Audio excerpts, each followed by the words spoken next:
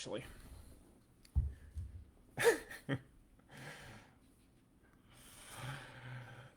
Good morning, everybody. Welcome to Facebook Live. My name is Dustin Moore. It's my esteemed pleasure and honor to have each of you on here. I'm grateful for the chance to talk a little bit about today's topic of conversation, which is about what to do in the event of not matching. I work as an internship coordinator. I've worked in education and dietetics for a number of years. Like I'm some seasoned vet of the game. Basically, since I became a dietitian, I've worked largely in academia, worked in education, and then in the last few years, I've had the opportunity to work as an internship coordinator. So this is a very near and dear topic to my heart that I teased about and discussed beforehand when talking about what to do in the event of not matching. And I'll tell you why, and I'll go through a lot of things today. There's a lot of interesting material and a lot of conversation that I want to have today. I'm really grateful that you have a chance to tune in, and I would highly encourage you to post your comments and questions below, and as much as I can, I'll get to them and address them. But realistically, I hope that what I share today is a benefit for students who did not match, did not make a match in DICUS, because right now, that was recently, this was this past Monday that occurred. So here, what my hopes are from here, broadcasting from my secret underground bunker. Don't worry about the window. It's just an illusion to make sure people think that I don't know where I'm broadcasting from. I want to just be able to share a few things that will hopefully motivate and encourage and inspire you to not feel so downtrodden as to what your circumstances are and to realize that there is still quite a bit for you out there, that there are still great opportunities to be had, even if matching did not work out the way it did. So, as it goes, I know that most of the time these Facebook Lives take a little bit of time to get going and to get rolling. So, I wanted to first, off this morning, start by muting my phone. There we go. And muting other chimes, which I keep hearing dinging on the background for my computer. There we go. I thought first it would be kind of fun as people are tuning in just to share a quick story about one of these things. It has been my experience, both in my career, in my personal life, in many different aspects of life, is that when things don't go your way or things don't work out the way that you want them to, that's tough. That can be difficult, but never ever quit and never give up on what you're hoping to achieve and go for, because the best laid plans often give rise to the most unforeseen beneficial opportunities. In another way to say that is when things go to crap on you, that doesn't necessarily mean that they're not going to work out for possibly better than you could have planned them to be. And as an example of that, let me share a personal story with a couple of names just censored out, just because I don't know if people would want me sharing this or this information about them. So, one of the first years that I was hired to work as an internship coordinator for an ISPE program, went out to Fancy, and Fancy always has this. Student fair, the student internship fair, where you have all of the internships that get set up, and all the students get to come through, and they get to make their introductions and pass out resumes and business cards, and it's a really great introductory event. And on this one occasion, it was one of the first times I was out there at this, if not the first time I was out there at it. And I met this one student in particular from a program way the heck far away on the other side of the country, basically. And she made a good impression on me. And what did she do to make a good impression? Like nothing terribly out of the ordinary. You know, she was very polite. She was warm and friendly, smiled. We had a nice conversation talking a little bit about our program and the requirements. She asked some intelligent questions, and then she gave me one of those, and it was Dustin, right? Dustin? Okay, great. Just making sure that, she had my name down. And, she just parted after that. And so didn't really think much of that encounter until quite literally about 7 months later, or maybe it was 6 months later. I was at NDEP, which is the conference for, dietetics educators getting together. And I happened to just I on accident went to the wrong NDEP session. I went to one that was over on the East Coast or something like that. Didn't realize that we had a West Coast version I was supposed to attend. But in any case, I was out there, and during one of the presentations, I made comment about my program, the ISPE program that I coordinate, and just talked about the details of it and talked about the opportunities of it. And afterwards, a woman, a DPD director from a program out on the East Coast, approached me, and she said, asked a couple of questions, and she said, "Now, are you still taking applications right now?" And the way things operated back then, I was kind of brand new. We worked on kind of like a rolling application basis for students, and I just said, "Yeah, well, we are. I'm kind of new to the whole thing, but we're managing and still taking students on, or still taking applications." And she goes, "Okay, good, because I just have a very strong feeling that one of my students who didn't match recently really should apply to your program." And so she does. She contacts her student, and the student reaches out to me, and the name is incredibly familiar. I'm usually fairly good with names and faces, as just a weird ball tick that I have to it. But I asked her in a response email, I said, "Out of curiosity, did you attend such and such fancy event and talk to a program director at this location? White guy, 6 feet tall, 220 pounds." And she replied back in like this kind of a funny response and said, "Oh my goodness, that was you." And so just this automatic connection where I was like, this student was awesome. How on earth was this person not matched when she went through the program? And so, long story short, she applied. It was a very easy selection. She came into the program and she excelled. And she did fantastic. And she met so many amazing people during her internship out here in California. And as a result of those contacts and as a result of all those experiences that she had, she found a great job. And she's thus far relocated, and she's just living the dream life, as she would describe it in posts from her social media contact page. Because I still keep in contact with her. I keep in contact with all the students who come through our program. But the story I'm laying out there is just, again, trying to highlight the idea that don't feel as though this shortcoming is going to define or determine the course of your life negatively, because it's really not going to. And so now that we're about 6 minutes into this, I guess this is time to get started onto the meat of everything.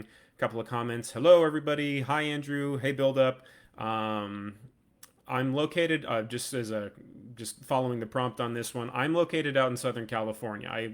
As I mentioned beforehand at the beginning of this, I'm an internship coordinator for an ISP program here in Southern California. You can find me on social media at the American RD. I'm only on Twitter and and Facebook personally. I don't do Instagram. That ain't my thing. But I justify doing Twitter, so why the heck not, I suppose. In any case, getting a little bit more onto the meat about how to help you with this. The reason why I shared that story, and I always like to explain that to people, is because I sincerely believe that the first thing you need to overcome is the mindset that goes into it. But maybe even backtracking beforehand, let me tell you something else. So recently with Match Day, a student who works as one of my program assistants did not match, unfortunately, and she's, bright, qualified, competent, capable, all the wonderful, charming capabilities that you would hope for in any student. So her not matching came as somewhat of a surprise. And I called her and I asked her, "How are you doing?" And her response was, "I'm good. I'm good. I'm good." And I asked her again, "How are you doing?" And she just started crying, and she was very upset, and she just vented for a little bit. And you know what? I just have to tell every single one of you right now, if you've not taken a moment for yourself to grieve, if you've not taken a moment to be upset or to be angry or to feel cheated or to feel slighted in some way, you need to do that, because you're perfectly justified to feel that way. Okay? Let me repeat myself on that one. You feel upset or you feel cheated or you're angry, it is okay for you to feel these emotions, all right? Because DICUS is an imperfect system, and my experience as an internship coordinator is that the majority, if not most, if not all, of the students who go through the DICUS process that do not match are perfectly capable and competent. They don't match. And that's, like I said, just an imperfection of the system, and it's unfortunate. So cry your tears, punch your walls, eat your cans of frosting, although that latter coping method I can't necessarily endorse wholeheartedly, being a dietitian myself. Maybe a spoonful or two with some peanut butter on there to get some protein into it. DICUS will leave a lot of competent, qualified students behind, but you know what? It's okay to feel all those things and to feel upset and angry about it. Get your venting and your frustration out. Do it appropriately and healthily. and then it's time to move on, and it's time to not miss out on the opportunities that your future still possesses because of one misstep that happened in your past. Never ever let those cases and those events from past where they didn't work out the way you wanted to, never let that blind you from realizing that the best opportunities are still going to be ahead of you. That's true for everybody, in my opinion. So, what comes next is the mindset. After you've appropriately grieved, after you've appropriately vented and let all of your frustrations out, what comes next is the mindset and the attitude of looking further down the road and realizing that you've got quite a bit to offer still. You may not feel that way after the match goes, but you know what? It's one of those moments where you got to say, you know what? I dumped him. I dumped her. I can go find better and I can move on to better locations. Yes, you can.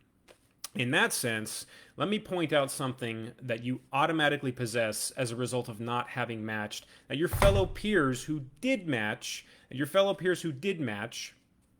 are not going to have. Okay? Have you realized what that is?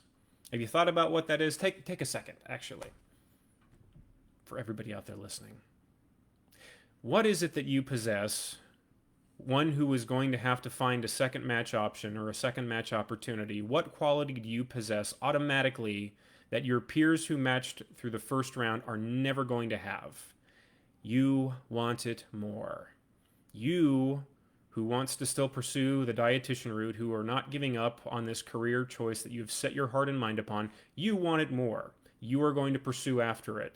And that is something that nobody can take away from you. 3 years from now, nobody is going to care that you did not match on your first try. 3 years from now, heck, maybe even 2 years from now, nobody is going to care that you participated in second round. 2 years from now, nobody is going to care if you passed the RD exam on the first time or not. Again, looking a little further ahead. So realistically, take a mindset of the vision for the future of what's going to come next and what opportunities there are going to be. So, the mindset, thinking about this, using these things to your advantage and to your benefit. Now, on to my next point. Another thing to consider that is unique about your qualities and your skill set. Excuse me. Another unique thing about your skill set to remember.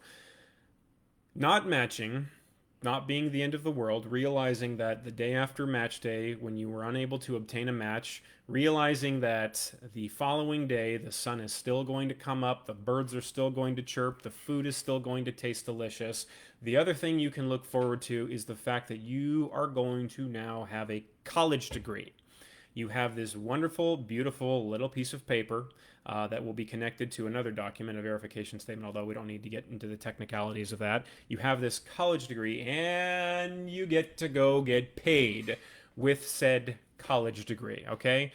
This is an interesting point to consider, which I know this has a reversal on it where you could make a counter argument about your peers who are now in their supervised practice and already on their way towards becoming dietitians. But you, the unmatched individual, you get to automatically start using that college degree to some benefit for yours, namely, you get to start getting paid for that and start making some money and saving up money, which is not what 85% of your matched peers are going to be able to say. And I say 85% is a rough estimation of the number of course, who don't receive a stipend, where it's the thing that we gripe about fairly, that supervised practice is largely unfunded. But you get to start making and saving up some money right away out of the get-go using your college degree, okay?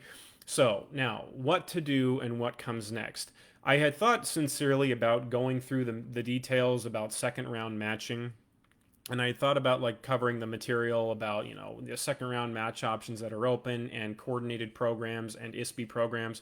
And I think it is worth talking a little bit about some of those second round options, but I'm going to try to avoid the technical details of what you'd get more so from like Ascend and from CDR, because I'm going to assume that most of you already know a lot about that.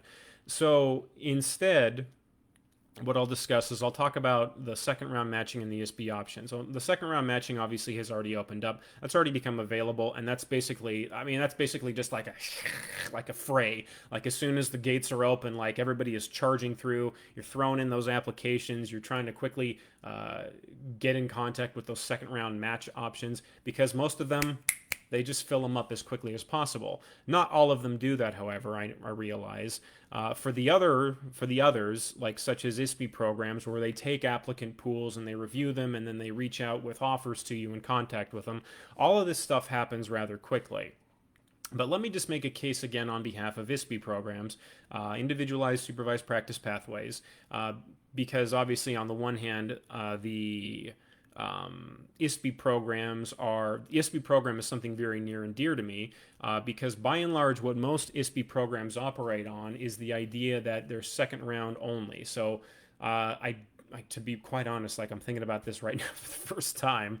I think this is true for most programs, most ISBs, but most ISB programs, at least mine, we only allow you to apply if you were turned down by DICUS. And as a means of what I always would tell students is we're always the people that you don't want to come to because if you do, it meant that in some way you had to fail at what your initial goal was. And I know that most people kind of begrudgingly come to ISB programs and think, well, okay, you're not the one I wanted to take to prom, but I guess. And you know what? I have zero fault towards any student who has that mindset and mentality. I wanted you to get your first choice as well. I wanted you to have your first match as well. But as I so eloquently try to explain to everybody, the fact that your heart was broken by DICUS is nothing more than for us to take an opportunity and a chance to see if we can piece it back together. Take the pieces of your broken heart and give you a second chance opportunity to make good and make do on where you ultimately want to go, which is to become a dietitian. Your goal, you realize, the short-term goal is always the internship, whereas the long-term goal is always becoming the RD, becoming the dietitian. So ISB programs and second round programs, a lot of these may be distance opportunities. A lot of these may be distance programs. A lot of them may be a combination of both. Maybe you can do them local. Maybe you can do them distance. It varies. But I thought just taking out of some of the potential stigma that is associated with these programs, I just need to go back and remind you of this again. Nobody cares in the future that it was a second round match option. Nobody is going to care about where you completed your supervised practice. And ISB programs, they're internships. They're internships, which result in a verification statement, which allows you to sit for the RD exam, which allows you to pass the RD exam, and allows you to become a dietitian. Let me put a quick pause in here and just check out the comments that we got from people. Tabitha, hi, it's Tabitha from Odom RD Dietitians Consultants. Go check them out on Instagram. Tabitha says and mentions it took her 2 times to pass the RD exam. Never give up. It's awesome, Tabitha. Thank you for sharing that. Anne, I didn't match until my 3rd application. It was such a painful time, so much shame and self-doubt. I didn't even have it in me to pursue second round matching. But let me have a work experience in education as an RD in places to allow me to meet wonderful, influential people. I've been an RD for 8 years now. I've got a master's and a CNSC, and in a leadership position, I've increased my salary 70% from my first full-time clinical salary. Not matching is not the end, and it doesn't say anything about you as a person in a future RD. Keep grinding. Hard times grow you. And boom, there we go. We can cut the Facebook live stream right now just from that one comment. That was beautiful. Thank you very much for sharing that. Not matching until your 3rd application, you got to really chug through because the motivation may be low, but that's awesome. Those are my favorite kind of stories to hear related to stuff like this. Let me go back. Again to the point about ISBs and opportunities to apply. As per usual, it's a quick thing. Like right now, most ISB programs are receiving applications, rolling and reviewing them, conducting interviews, and offering people positions for it. And you know what? Once you are offered, it's an internship, the end of which is becoming an RD. But I'm not so comfortable about having to find my own preceptors, and won't I have to do that if I do an ISB program or a second round match? Possibly. But that's really not as bad of a thing as you think because by and large, for one, check the program, check who the director or the coordinator is, and find out what kind of support do they offer. Do they help you look for locations? Do they offer you a list? Do they offer you a contact list? Are they involved in the process of trying to wine and dine preceptors to assist you? Most internships are going to expect their interns to take the lead, but you're not alone with it. You got a whole slew of people that are marching at your back that are ready to kick down the door and assist you at a moment's opportunity. For finding preceptors, let me give you just a really quick rundown on this, and then I'll give you a couple of suggestions for other things that you can do following up. For finding preceptors, my first suggestion is always taking some time to self-reflect, obviously, thinking about, what do you want to do? What are you interested in? Even thinking about how could you have bettered and improved your application. Those are all important things. But for finding preceptors, call in the morning when people are first there. Have all the details of the program you're interested in ready on hand. Don't call them just with a generic, I'd like to be precepted. Give them some ideas. Give them some concrete in numbers. Like, I would like to conduct a clinical rotation and I need about 280 hours. What do you say? Could we work something out like that? Have those details on hand. Be prepared. Be prepared so that you can be informed in the way you explain things to people. Phone calls are always greater than email. And then number 4 is be polite and be your best version of yourself, and let them set the pace for how the phone call goes. You don't want to take up much of their time. You want to be brief. You want to be professional. And if they choose to keep you on the line, then keep on there if you want to. You can find preceptors through eatright.org, has a preceptor lookup. You can find preceptors through online social media sites. You can find preceptors through LinkedIn. There's a ton of different options of where you can go, and of course asking for referrals everywhere. I promise, please don't be intimidated by the preceptor hunting. To this day, I have never lost an intern because of a lack of preceptors. Never lost an intern or anybody who was not able to complete their rotations because they were unable to find preceptors. You find preceptors. It's just the law of the jungle as it operates. If you're determined enough, if you have the will, there is the way. Now, on for suggestions and thinking about this, because at this stage and at this time point, it could very well be that, maybe you're reassessing things, or you're thinking about things, or what it is you want to do. Are you really interested in going for a second round or an ISPE option? Or are you thinking about basically taking a furlough year, taking a time off for yourself and thinking about what you want to do and what comes next? Let me just throw this bit out about this, because I just made the plug about how you can start getting paid, you can get a job, and at the same time, you're building your work experience and you're making yourself all the more marketable for when the following year comes around. Let me point something out. Personally, I don't know if other program educators hold this viewpoint, but this is certainly what my viewpoint is. People who are applying after a year of having gone and worked, people who go and get their NDTR, to me, are worth their weight in gold. Those applications, those are like those are the shiny golden applications that show up in your applicant pool, where it's like, this person took a year to work, this person took time off to go find themselves, or whatever the heck that's supposed to mean. This person took time to reflect and think about their goals post-graduation. This person means business. So that may be an excellent suggestion for you to consider, is go and get your NDTR. You're already qualified for it. If you've graduated recently, if you've graduated and you have your verification statement, you have everything that you need to do an NDTR. You just need to sit, do a little bit of review for the exam. The exam currently on CDR, it costs you $120 to make. But I mean, that thing is legit. That thing is legit in the sense that it's a shiny credential that you can put on your next level of applications. And furthermore, most of the cases in many work locations, it makes you eligible for more pay because it's an official certification and credential. Danielle has a comment on here saying that I didn't match for 4 years. I ended up as a DTR at a hospital that rejected me, and after 2 months of seeing my work, they told me I'd be accepted next year. I wish I would have done that sooner. Awesome. Thank you for sharing that, Danielle.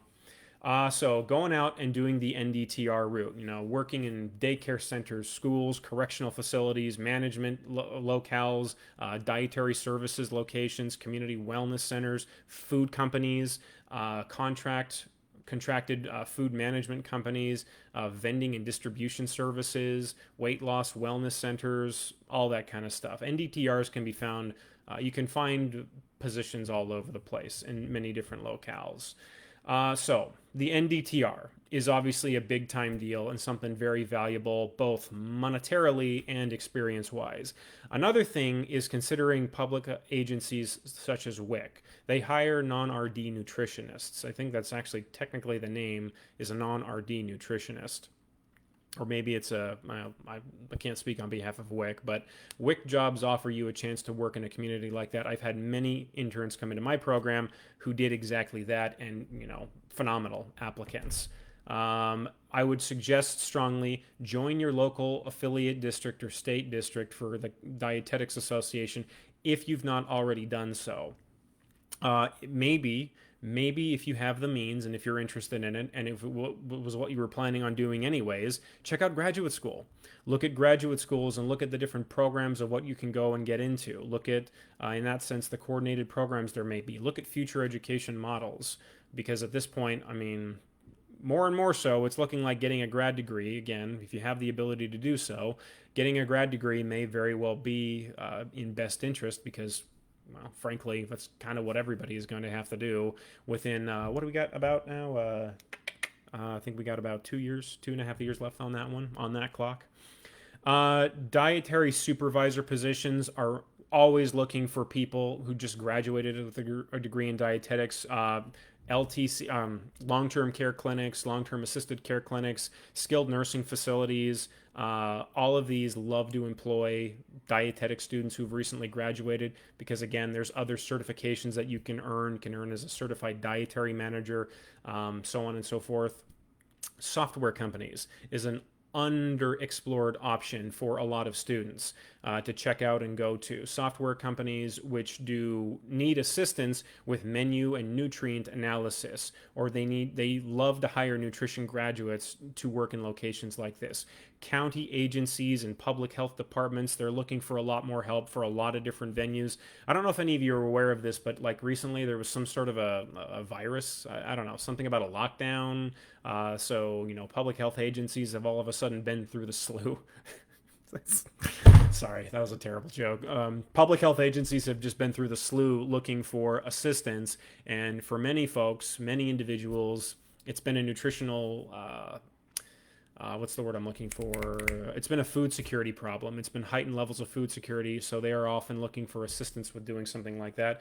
There was another really good question that was posted to me by one of my graduates, one of my former students who graduated, who asked the question about, what if I get a really good job offer that pays really well, but it's a non-dietetics job, it's a non-nutrition job? And I cannot tell you what you should do if that is you, if you find yourself in that position. I can't tell you what you should do, but I can tell you what I would do.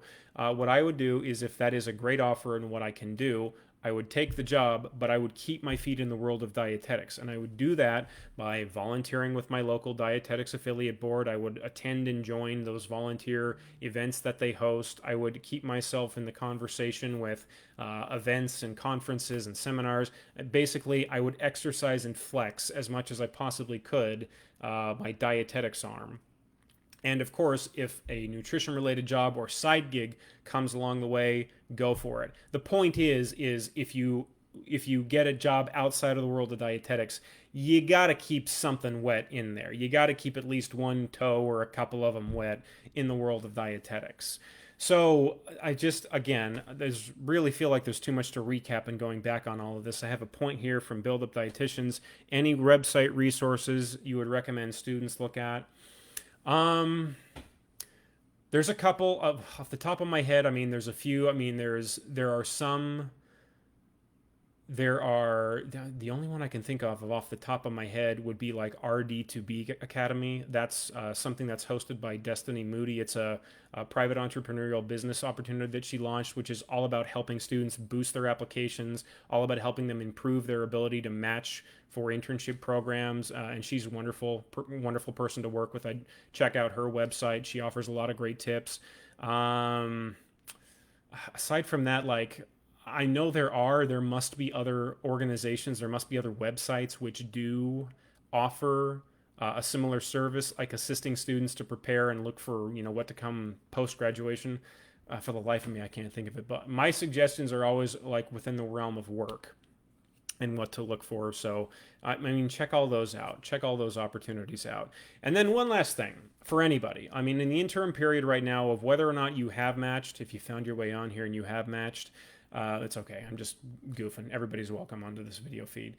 If you have matched and now you're thinking to yourself, what next? Well, the answer is graduate. Number one, if that's if that's into question still, graduate. But then after that, make good use of your time that you have in preparing for your internship that likely starts in the summertime. I highly recommend reading this book, How to Win Friends and Influence People by Dale Carnegie. This is an amazing book as far as just like human relations go, because you about to be getting a whole lot of those in the coming year. So read the book, read some good books, eat some good food. Don't try to be memorizing all of your flashcards. There will become time to prepare for your internship, but you know what? You've just graduated. You've just gotten a huge milestone. Take some time to celebrate. It's the healthy thing to do. So I find myself at the end of my time, so I appreciate very much the opportunity to come on and talk about this. If there is one last bit of advice, one last thing that I can share with you, maybe hoping to sum up everything that I've said, it is that the best days are still ahead of you. If it was a rough day, if it was a bad match day for you, if it was a good match day for you, one way or another, it's not going to define you. And it's certainly not going to keep you out of this career. Because if you want to become a dietitian, my mindset is that that makes you part of the family. So keep going. Don't give up. And keep this in mind, is that the best of everything is still ahead of you. No matter how difficult or how good it's already been, the best stuff is still always down the road. Thank you very much, everybody. Appreciated you joining me. Thank you for everybody for the comments that you posted as well. Danielle and Anne and Tabitha, highly appreciate it. And of course, post your comments. If you have any additional comments or questions, go ahead and leave them here. I'll come back and answer them later on. Thanks, Build Up Dietitians, for the chance to have this and share this with each of you. I will bid you all adieu. Good luck with second round matching. Good luck with everything else that follows. And God bless. Take care, everybody.